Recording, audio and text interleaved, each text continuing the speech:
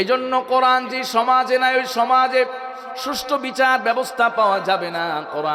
কোরআন যেই সমাজে নাই ওই সমাজে শান্তি আসবে না। কোরআন যেই সমাজে নাই ওই সমাজের মধ্যে রহমত আসবে না, বরকত আসবে না। দুনিয়ায় অশান্তি, আখিরাতে অশান্তি। এজন্য যেই সমাজে আল্লাহ পাক রব্বুল আলামিন কোরআনটাকে প্রতিষ্ঠিত করেছিলেন ওই সমাজটা শান্তির নীড়। ওই সমাজের মানুষগুলো দুনিয়াতে থেকেই জান্নাতের স্বাদ উপভোগ করেছিলেন। কথা বলুন ঠিক কিনা? কারণ এই কোরআন আল্লাহ পাক রব্বুল আলামিন দিয়েছেন মানুষের জীবন বিধান হিসেবে। মানুষের জীবন বিধান হিসেবে যেই রব মানুষ সৃষ্টি করলেন সেই রবই মানুষের কল্যাণ কোন পথে ওই পথ নির্দেশিকাও দিয়ে দিয়েছেন। সেই নির্দেশিকার নাম, সেই গাইড বুকটির নাম হলো পবিত্র কোরআন। কথা বলুন ঠিক কিনা?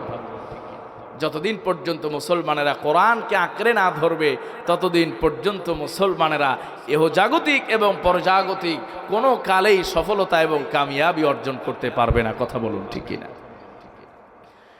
আজকে এই পৃথিবীতে যারাই সফলতা অর্জন করেছি, যারাই আজকে উন্নয়নের চরম শিখরে পৌঁছে গিয়েছে, তারা যদিও মুখে মুখে বলে আমরা মুসলমান না, তারা বলে আমরা কোরআন মানি না, কোরআন বুঝি না, কিন্তু আপনি তদন্ত করলে দেখবেন তাদের সব কার্যক্রমগুলো কোরআন থেকেই উৎসারিত। কথা বলুন ঠিক কিনা? আমেরিকা এত সুন্দর কেন? কারণ কোরআনের আইন ওরা ফলো করে। কথা বলেন ঠিক কিনা? চুরি নাই, ডাকাতি নাই, বাটপারি নাই, চিটারি নাই, ধর্ষণ নাই। কথা বলুন ঠিক কিনা? সম্মানিত ভাইয়েরা, যেখানেই কোরআনের যে আইন অ্যাপ্লাই করা হয়েছে সেখানেই সেই জায়গায় শান্তি প্রতিষ্ঠিত হয়েছে। আওয়াজ করে বলুন ঠিক কিনা? যেখানে কোরআনের শাসন প্রতিষ্ঠিত হয় নাই সেখানে শান্তি প্রতিষ্ঠিত কোনোদিনও হবে না। এই ঘোষণা স্বয়ং আল্লাহ পাক রব্বুল আলামিন। সম্মানিত ভাইয়েরা, এই জন্যই যেই জনপদের মানুষ কোরআনকে আঁকড়ে ধরবে সেই জনপদে যিনি শান্তি, নিরাপত্তা, শৃঙ্খলা প্রতিষ্ঠা করে দিবেন তিনি কে? আজকে আমাদের রাস্তা ঘাটে নিরাপত্তা নাই। কথা বলুন ঠিক কিনা? কারণ আমাদের আইন আছে, আইনের প্রয়োগ নাই। কথা বলুন ঠিক কিনা? যদি আইনের প্রয়োগ থাকতো, যদি আইনের কার্যকারিতা থাকতো, যদি শাসন ঠিক মতো হতো, যদি আইনগুলোকে ঠিক মতো প্রয়োগ করা হতো, যদি আমাদের দেশের আইন যারা প্রণয়ন করে তারা যদি দুর্নীতিগ্রস্ত না হতো, যদি আমাদের দেশে যারা আইন প্রণয়ন করে তারা যদি করাপ্টেড না হতো, দুর্নীতিগ্রস্ত না হতো, চরিত্রহীন যদি তারা না হতো, তারা যদি আজকে ঘুষ গ্রহণ না করত, তারা যদি আজকে বিচারালয় যে আছে, কোর্টগুলো আছে, বিচারিক যে সমস্ত কেন্দ্রগুলো আছে, এই সব কেন্দ্রগুলোকে যদি অবৈধ হস্তক্ষেপ থেকে মুক্ত করা যেত, আর যদি কোরআনের অনুশাসন অনুযায়ী বিচার কার্য পরিচালনা করা যেত, এই জমিনে একটা, দুইটা, তিনটা আপনি ধর্ষণের শাস্তি কোরআন অনুযায়ী, অনুশাসন অনুযায়ী প্রতিষ্ঠা করেন, খোদার কসম করে বলে যেতে পারি বাংলার জমিন থেকে চিরতরে ধর্ষণ বন্ধ হয়ে যাবে। ঠিক কিনা? কোরআনের অনুশাসন অনুযায়ী একবার বিচার করে দেখেন, দেখবেন এর রেজাল্টটা কত চমৎকার। অনেক বুদ্ধিজীবী আছে বলে, হুজুর তাহলে আপনারা কি ক্ষমতায় গেলে বা কোরআন ক্ষমতায় গেলে বা ইসলাম ক্ষমতায় গেলে এই দেশকে আফগানিস্তান হয়ে যাবে, মানুষের কি হাত কেটে দিবেন? আচ্ছা, সৌদি আরবে তো আপনার হাত কাটার আইন আছে, ওই দেশের মানুষের হাত নাই। কথা বলে না, সব হাত কাটা। এমারাতে ইসলামিয়ায় ইসলাম অনুশাসন আছে, ওই দেশের মানুষের হাত নাই, সবার হাত আছে। এক হাত কাটতে হবে হাজার হাতকে রক্ষা করার জন্য। কথা বলুন ঠিক কিনা? এক ধর্ষককে শাস্তি দিতে হবে হাজারো লক্ষ কোটি মা বোনের ইজ্জতকে রক্ষা করার জন্য। যুবক, কথা বলো ঠিক কিনা? একজনকে শাস্তির আওতায় আনলে হাজারো জন শুদ্ধ হয়ে যাবে, সঠিক হয়ে যাবে, সঠিক পথে পরিচালনা করবে। সম্মানিত ভাইয়েরা, এই জন্য কোরআন যে সমাজে আছে ওই সমাজটাকে যিনি সুন্দর করে দেন তিনি কে? এই জন্য আমরা নিজেরা কোরআন প্র্যাকটিস করব, সন্তানদেরকে শিখাবো, পরিবারে কোরআন প্র্যাকটিস করব, সমাজে কোরআন শিখবো, শিখাবো, কোরআনের অনুশাসন প্র্যাকটিস করব, দেশে, আন্তর্জাতিক পর্যায়ে, সকল জায়গায়, সকল ক্ষেত্রে যখনই আমরা কোরআনকে মেনে চলার প্র্যাকটিস শুরু করে দেব, অটোমেটিক এদেশে সুশাসন প্রতিষ্ঠিত হয়ে যাবে। কথা বলুন ঠিক কিনা?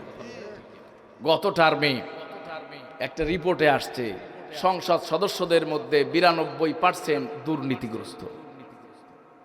যে দেশের সংসদ সদস্যদের মধ্যে 92% দুর্নীতিগ্রস্ত থাকে, ওই দেশে আপনি উন্নয়ন কিভাবে করবেন? কথা বলে ঠিক কিনা? তাহলে যে দেশে দুর্নীতির অবস্থা এত উপরে চলে গেছে, এখন এই সংসদ সদস্যদের মধ্যে থেকে 300 জনের দরকার নেই, 100 জনের হাত কেটে দেন। এরা সারা জীবন দেশেই থাকবে, হাত কাটা অবস্থায় থাকবে, মানুষ দেখলে ধিক্কার দিবে। আর যাই হোক, আগামী দিনে যারা সংসদ সদস্য হবে চিন্তা করবে, বাবা চুরি করলে হাত কাটা, এমপি মানুষের হাত কাটা, হুজুর মানুষের হাত কাটা, আলেমের হাত কাটা, মুফাসসিরের হাত কাটা। লজ্জা আছে না নাই? এই লজ্জায় মানুষ ভালো হয়ে যায়। কথা বলে ঠিক কিনা? সম্মানিত ভাইয়া, যাই হোক, ওদিকে আমরা যাব না।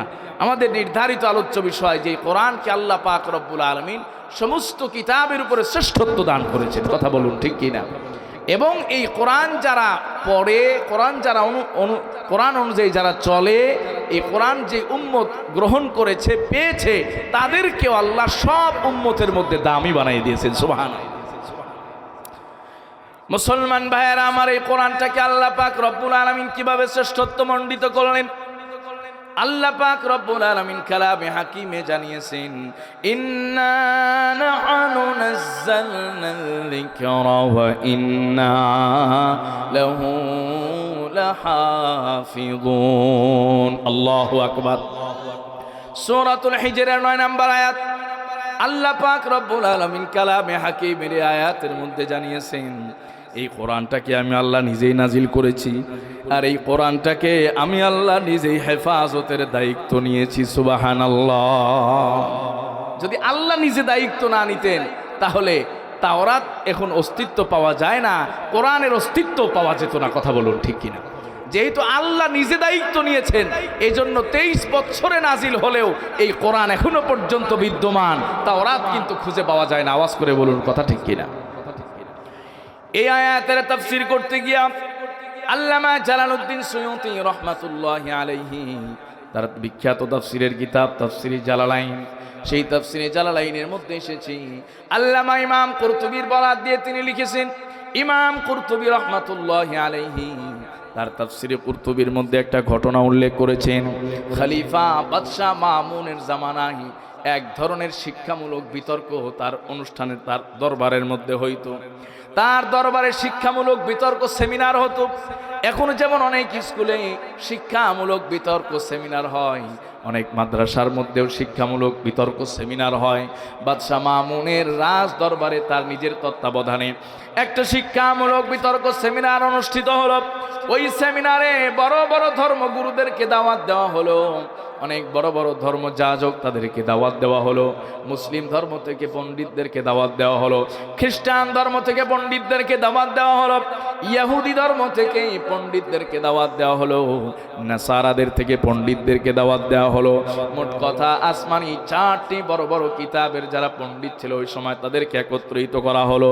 হযরত ইমাম কুরতুবী রাহমাতুল্লাহি আলাইহি লিখেছেন, বাদশাহ মামুন যখন এই বিতর্কের একটা পর্যায়ে একটা খ্রিস্টান লোক, যেই ব্যক্তির প্রতি তার দৃষ্টি পড়ে গেল, তিনি দেখলেন এই ব্যক্তির অনেক জ্ঞান, অনেক ইলম, অনেক বেশি জানাশোনা। আল্লামা ইমাম কুরতুবী বলেন, বাদশাহ মামুন তার কাছে গিয়া বললেন, জ্ঞানী শোনো, তুমি তো অনেক বড় বিদ্বান, অনেক বড় আলিম, এই তাওরাতের পিছনে যদি তুমি না ঘুরে তুমি যদি ইমানদার হয়ে যাও তাহলে তোমার মর্যাদা দুনিয়া আখেরাতে আরো অনেক গুণ যিনি বাড়িয়ে দিবেন তিনি কে? করে তিনি কে? বাদশাহ মামুন যখন ওয়াফার করলো, তুমি ইসলাম কবুল করো, ইসলাম যদি তুমি কবুল করতে পারো তোমার মর্যাদাটা আরো অনেক বেশি বেড়ে যাবে। এই বেচারা আলিম মনের মধ্যে চিন্তা, মাথার মধ্যে ওই সময় থেকে ফিকির, এই কোরআনে কি আছে, এই কোরআনের মধ্যে কি এমন জিনিস আছে, যদি আমি মুসলমান হয়ে যাই, যদি আমি কোরআন তেলাওয়াত করি, কোরআনওয়ালা হয়ে যাই, তাহলে আমার মর্যাদা দুনিয়া আখেরাতে বেড়ে যাবে, আমি একটু দেখতে চাই। এই চিন্তা করে সে কোরআন নিয়ে গবেষণা করা আরম্ভ করে দিল, কোরআন পড়া শুরু করে দিল, কোরআন নিয়ে রিসার্চ করা আরম্ভ করে দিল। কোরআন নিয়ে রিসার্চ করতে করতে একটা সময় তিনি সিদ্ধান্ত নিলেন এই কোরআন সঠিক নাকি ভুল, এটাকে তিনি একটু নির্বাচন করতে চান, নির্ণয় করতে চান। এই জন্য কোরআনের 4টা কপি তিনি লিখলেন, কোরআনের 4টা কপি তিনি নিজের হাতে লিখলেন। প্রত্যেকটা কপির মধ্যে কোরআনের ভুলগুলোকে, কোরআনের শুদ্ধ আয়াতগুলোকে ভুল করে করে তিনি উল্লেখ করে দিলেন। অনেক জায়গায় ভুল করে ইচ্ছাকৃতভাবে ভুলভাবে উপস্থাপন করলেন। তাহলে কোরআনের 4টা কপি, এই 4টা কপির মধ্যে ইচ্ছাকৃতভাবে কোরআনের অনেক আয়াতকে তিনি বিকৃত করলেন, অনেক আয়াতকে তিনি ভুলভাবে উপস্থাপন করলেন। আবার ঠিক তাওরাত কিতাবের 4টা কপি তিনি নিজেই লিখলেন, ইচ্ছাকৃতভাবে ভুল উপস্থাপন করলেন। ইনজিলের 4টা কিতাব তিনি লিখলেন, ইচ্ছাকৃতভাবে ভুল উপস্থাপন করলেন। জাবুরের 4টা কিতাব লিখলেন, ইচ্ছাকৃতভাবে অনেকগুলো ভুল তার মধ্যে উপস্থাপন করে দিলেন, উল্লেখ করে দিলেন। আর সেই আলিম চিন্তা করলেন, এখন এই যে 4-4-16টা কপি আছে, কিতাব আছে, এই কিতাবগুলোকে আমি বাজারের মধ্যে ছেড়ে দেব। তাওরাতওয়ালাদের কাছে তাওরাত দিয়ে আসলো, আমি তাওরাত লিখেছি, দেখো তো কেমন হয়েছে। সবাই পড়ে পড়ে তাকে বাহবা দিল, না না তুমি সুন্দর তাওরাত রেখেছো, কিন্তু এই তাওরাতের মধ্যে তিনি ইচ্ছাকৃতভাবে ভুল করেছেন, ভুল করে দিয়েছেন। এই জন্য এই তাওরাতের কপিগুলোতে ভুল আছে না নাই, ইচ্ছাকৃত ভুল ঢুকায় দিয়েছেন। এরপরেও সবাই বলে না না মাশাআল্লাহ ভালো লিখেছো, মানে কেউই ভুল ধরতে পারে না। আবার তিনি জাবুরওয়ালাদের কাছে গেলেন, ওই জাবুরওয়ালাদের কাছে যাওয়ার পরে বললেন, তোমাদের কাছেও তো 4টা কপি বিক্রি করলাম, কেমন হলো আমার জাবুর? সবাই তাকে বাহবা দিল, মাশাআল্লাহ ভালোই লিখেছো। অথচ সেই জাবুরের মধ্যে অসংখ্য ভুল তিনি করেছেন। আবার এইভাবে ইনজিলের কাছে গেল, ইনজিলওয়ালাদের কাছে, ইনজিলওয়ালাদেরকে বলল, কেমন হলো আমার লেখা? অনেকগুলো কপি তোমাকে দিলাম, তোমাদেরকে দিলাম, কেমন হলো? সবাই বলল মাশাআল্লাহ তুমি ভালো লিখেছো। কিন্তু এই বেচারা তো নিজে জানে যে আমি ইচ্ছাকৃত অনেক জায়গায় ভুল করেছি। তাওরাতওয়ালারা ভুল ধরতে পারে নাই, ইনজিলওয়ালারা ভুল ধরতে পারে নাই, জাবুরওয়ালারা ভুল ধরতে পারে নাই। এখন গেছে বাজারে, যেই দোকানে কোরআন দিয়েছিল কোরআন বিক্রি করার জন্য, ওই কোরআনওয়ালার কাছে গিয়া বলে, কোরআনের দোকানদার তোমার কাছে 4টা কোরআনের কপি দিয়েছিলাম, বিক্রি করেছো কিনা আমাকে টাকা দাও।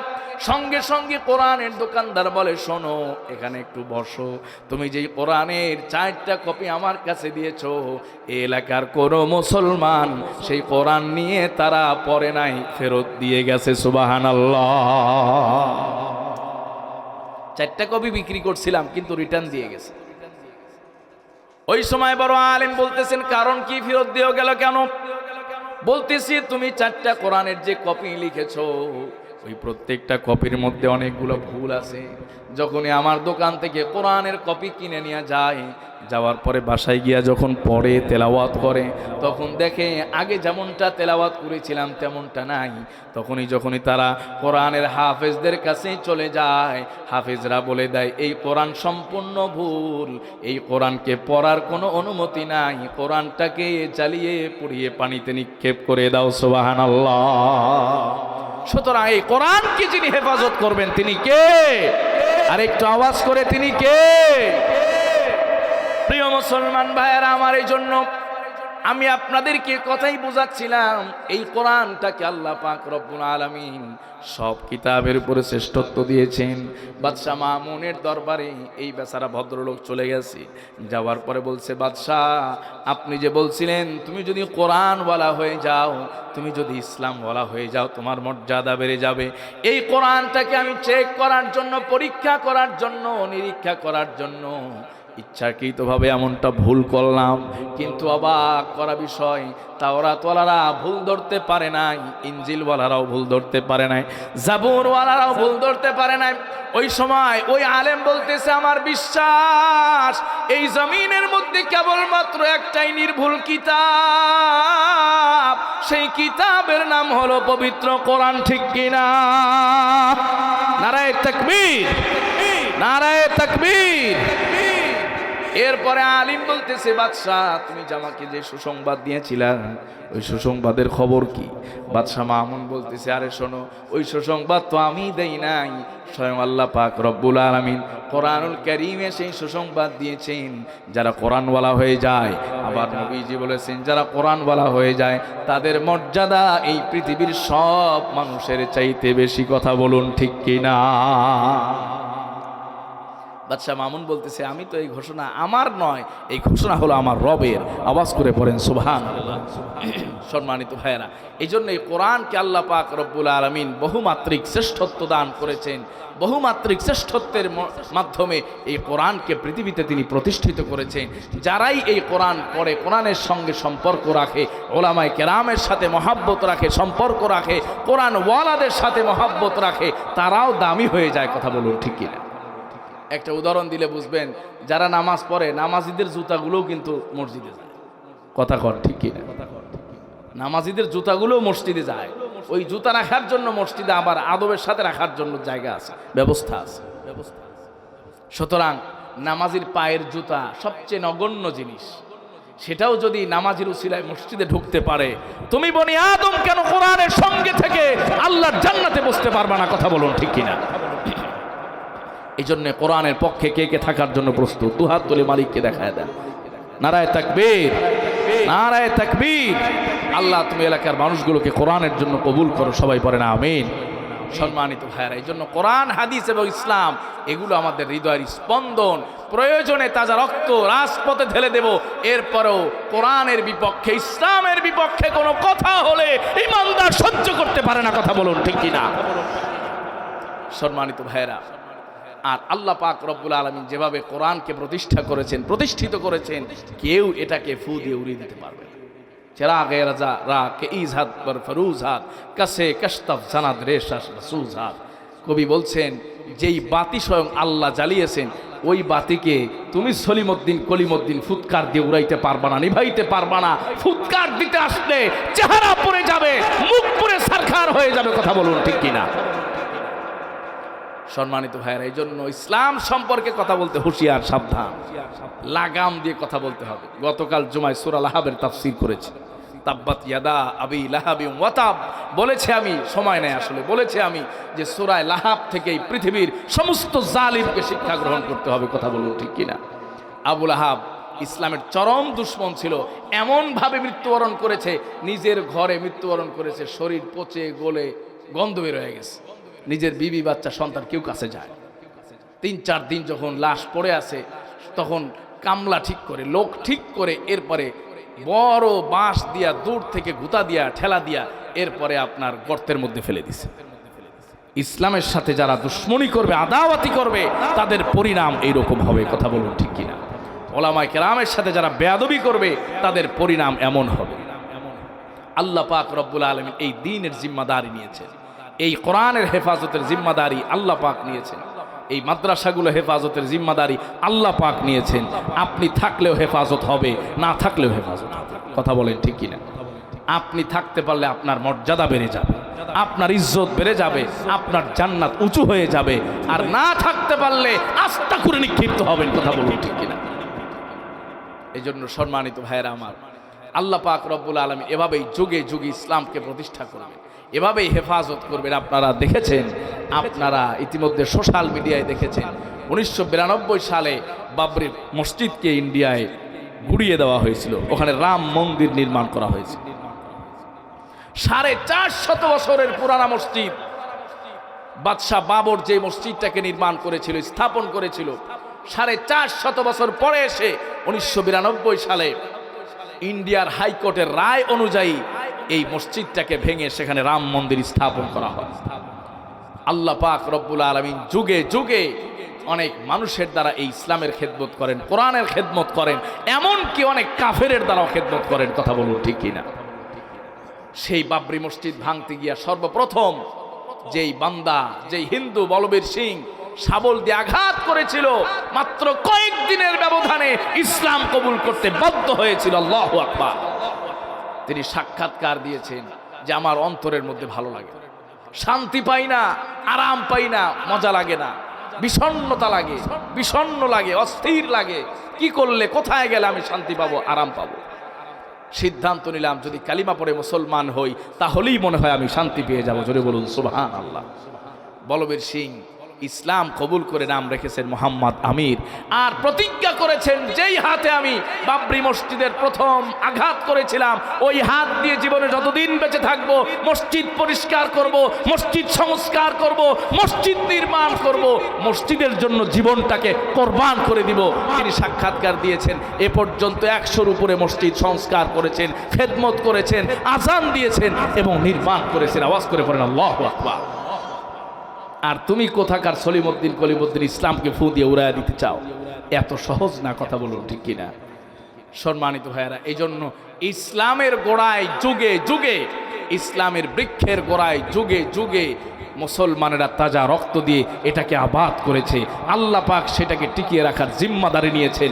কেউ এই ইসলামকে শাহজালালের ভূমি থেকে উড়িয়ে দিতে পারবে না। আওয়াজ করে বলুন ঠিক কিনা? সম্মানিত ভাইয়েরা আমার, তো আল্লাহ পাক রব্বুল আলামিন আমাদেরকে সেই কোরআনের নেসবতে এখানে এনেছে। এজন্য পড়ি আলহামদুলিল্লাহ। সেই কোরআনের নেসবতে আমরা এখানে এসেছি, কোরআনের নেসবতে আমরা এখানে এসেছি। আমরা সৌভাগ্যবান, আমরা সৌভাগ্যবান। এমন একটা গ্রামে যে বাচ্চা দুটো কোরআন তেলাওয়াত করলো, মাশাআল্লাহ। আমি তো মনে করছি না জানি কোরআন তেলাওয়াত হতো এত শুদ্ধ হবে না, এত সুন্দর হবে না। দেখলাম মাশাআল্লাহ আমাদের ঢাকার ছেলেপেলে যেভাবে পড়ে, মাশাআল্লাহ একই রাহান, একই টন, একই রকম সুন্দর। আওয়াজ করে পড়েন সুবহানাল্লাহ। অজপাড়া গ্রামেও যিনি আন্তর্জাতিক হাফেজের মতো কোরআন তেলাওয়াত তৈরি করে দিতে পারেন, তিনি কে? এটাই কোরআনের মুজিজা, এটাই কোরআনের শ্রেষ্ঠত্ব। কত কোটি কোটি টাকা, মিলিয়ন বিলিয়ন টাকা ক্রিকেটের পিছনে সরকার ব্যয় করলো, চ্যাম্পিয়ন হতে পারল। ফুটবলের পিছনে ব্যয় করলো, চ্যাম্পিয়ন হতে পারল না। আর আমার এতিমখানা লিল্লা বোর্ডিং এর ছাত্ররা পুরা পৃথিবী কাঁপিয়ে কোরআনের ময়দানে চ্যাম্পিয়ন হয়ে বাংলার পতাকাকে উজ্জ্বল করেছে। কথা বলুন ঠিক কিনা? বাংলাদেশকে মানুষ চিনত না তো আগে। যখন থেকে ইন্টারন্যাশনাল কম্পিটিশন শুরু হয়েছে, হাফেজরা আন্তর্জাতিকভাবে যখনই 1-2 নাম্বার হওয়া শুরু হয়েছে, তখনই বাংলাদেশকে এই পৃথিবীর মানুষ চিনতে শুরু করেছে। আলহামদুলিল্লাহ। সম্মানিত ভাইয়েরা, এই জন্য আপনাদের এই কোরআনের বাগান, এই বাগানটাকে আপনাদের সাজাইতে হবে। কে কে প্রস্তুত? দুহাত তুলে মালিককে দেখায় দেন। আল্লাহ তুমি সবাইকে কবুল করো। সবাই পড়েন আমিন। ভাইয়েরা, নবীজি বলছেন, কুল আলিমান আও মুতাআল্লিমান আও মুঈনান আও মুহিব্বান লা তাকুন খামিসান ফাতাহলি। হয়তো নিজে আলেম হও, নইলে আলেম হতে পারো না, আলেমের ছাত্র হয়ে যাও, নইলে আলেমের সহযোগিতা করো। আলেম মাদ্রাসা চালায়, তাকে সহযোগিতা করো। মসজিদ চালায়, তাকে সহযোগিতা করো। দিনী কাজে সহযোগিতা করো। আও মুহিব্বান, তোমার টাকা পয়সা নাই, কিছুই দিতে পারো না, অন্তত অন্তর থেকে মহব্বত করো। লা তাকুন খামিসান ফাতাহলিক। নবীজি বলছেন, এই 4টার বাইরে যেও না, মানে শত্রু হতে যেও না, তাহলেই ধ্বংস হয়ে যাবে। সম্মানিত ভাইয়েরা, এই জন্য এই মাদ্রাসার জিম্মাদারি আপনাদের উপরে। এই মাদ্রাসাটাকে সুন্দর করা, পরিচালনা করা, এই মাদ্রাসাকে দেখভাল করা, কোরআনের খেদমত করা, একটাই উদ্দেশ্য। সংক্ষিপ্ত করে বলছি যে এই কাগজ এখানে আমরা ছাপায়া নিয়ে আসছি, এই কাগজের যে দাম, কোরআনের যে এই ছাপার কাগজ একই দাম, কিন্তু এইটার ইজ্জত কত, এটার ইজ্জত কত? কথা বলেন ঠিক কিনা? একই দামের কাগজ, কোরআন ছাপা হয়েছে, এজন্য তার মর্যাদা বেড়ে গেছে। যদি একটু পায়ে লাগে, অন্য কোথাও লাগে, মানুষ কোরআন উপরে উঠায় চুমু খায়। কথা বলেন ঠিক কিনা? কোরআন যে জুজদান, কত নগণ্য কাপড়, আমাদের কাপড় তো কত দামি দামি কাপড়, সবাই দামি দামি কাপড় পরে। সেই দামি দামি কাপড় পরানো হইলে মায়েরা বোনেরা ওই যে রান্নাঘরের লুচুনি বানায়। কথা বলেন ঠিক কিনা? আবার বিল্ডিংয়ের সামনে দিয়ে রাখে পা মোছার জন্য, পাপুস বানায়। কিন্তু কোরআনের জুজদান মাত্র 20 টাকা, 30 টাকা, 50 টাকা দিয়ে বানায় নিয়ে আসে। যতই পুরানা হোক, এরপরে আবার সাবান দিয়ে ধুয়ে দেয়, মাটিতে পড়ে গেলে আবার চুমু খায়। কথা বলেন ঠিক কিনা? কোরআনের ইজ্জত, যেই রেহালটা কোরআনের জন্য বানানো হয়, কাঠ হিসাবে তার মর্যাদা কম হলেও, দাম কম হলেও, কোরআনের সাথে লেগে গেলে তার মর্যাদা বেড়ে যায়। সুবহানাল্লাহ। এই জন্য আমরা সবাই কোরআনের সাথে সম্পর্ক, আপনাদের একটা মাদ্রাসা আছে মানে কোরআনের সাথে সম্পর্ক রাখার আপনাদের একটা ওয়ে আছে, একটা পন্থা আছে, অবলম্বন আছে। যে কোনো মূল্যে আপনারা মাদ্রাসার সাথে সম্পর্ক রাখতে পারবেন। আল্লাহ তাআলা আমাদের সবাইকে কবুল করেন। সবাই পড়ে আমিন। রাত অনেক হয়ে গেছে, আপনারা বাসায় গিয়ে হয়তো বিশ্রাম করতে পারবেন। আমার ফিরতে ফিরতে ঢাকা আবার সকাল হয়ে যাবে। এই জন্য আপনাদেরকে আর বেশি বিরক্ত করতে চাই না, আমি নিজেও অনেক ক্লান্ত। এই জন্য আপনাদের কাছে দোয়া চাই, আল্লাহ তাআলা যেন আমাকে কবুল করেন, আপনাদের সবাইকে কবুল করেন। সবাই পড়ে আমিন। এই মাদ্রাসাকে আল্লাহ কবুল করেন। সবাই পড়ে আমিন। মাদ্রাসার সভাপতি, সেক্রেটারি, ক্যাশিয়ার, এই মাদ্রাসার মহতামিম, শিক্ষক যারা আছেন সবাইকে আল্লাহ কবুল করেন। সবাই পড়ে আমিন। সম্মানিত ভাইয়েরা, এরপরেও আবার কালেকশন আলহামদুলিল্লাহ আপনারা দেখেছি, আমি দেখে জান্নাত দিয়ে দিলাম। আল্লাহু আকবার। আল্লাহ বলবেন তোমার জন্য 10 তালা 20 তালা 50 তালা এরকম কোনো সিস্টেম নাই। তুমি কোরআনের এক একটা আয়াত পড়তে থাকবা, এক এক তালা উপরে যেতে থাকবা। আওয়াজ করে পড়ে সুবহানাল্লাহ। কোরআনের ধারক বাহক। সম্মানিত ভাইয়েরা, যারা কোরআনের ধারক বাহক হবে তাদের জন্য এই শ্রেষ্ঠত্ব, এই ফজিলত। আর যারা তাদের খেদমত করবে আল্লাহ তাদেরকেও তাদের উসিলায় জান্নাতের মালিক বানায়া দিবেন। সুবহানাল্লাহ। আমার এক ভাই মোহাম্মদ আরজিনা খাতুন বাবার জন্য 500 টাকা দিয়েছেন এবং ছেলে কোরআন হাতে নিয়েছে, মাশাআল্লাহ। তার জন্য দোয়া চেয়েছেন, আল্লাহ কোরআনওয়ালা বানায় দেন, কোরআনের হাফেজ বানায় দেন। বাবা মারা গেছেন, বাবার জন্য দোয়া চেয়ে 100 টাকা দিয়েছেন, আল্লাহ তার বাবাকে জান্নাতুল ফেরদাউসের বাসিন্দা বানায় দেন। আল্লাহ তুমি জানে মালে বরকত দাও। এলাকার মানুষ দিনের প্রতি এত আবেগ, আলহামদুলিল্লাহ মনটা ভরে গেল, খুশি হয়ে গেলাম। আল্লাহ তাআলা আপনাদের সবাইকে কবুল করেন, সবাই বলেন আমিন। অজপাড়া গ্রামে আসলে এটা আমার কাছে খুবই আশ্চর্য লাগলো, আলহামদুলিল্লাহ। ইসলামের প্রতি, কোরআনের প্রতি আপনাদের মহাব্বত অনেক বেশি। আল্লাহ আপনাদের কবুল করেন, সবাই পড়েন আমিন।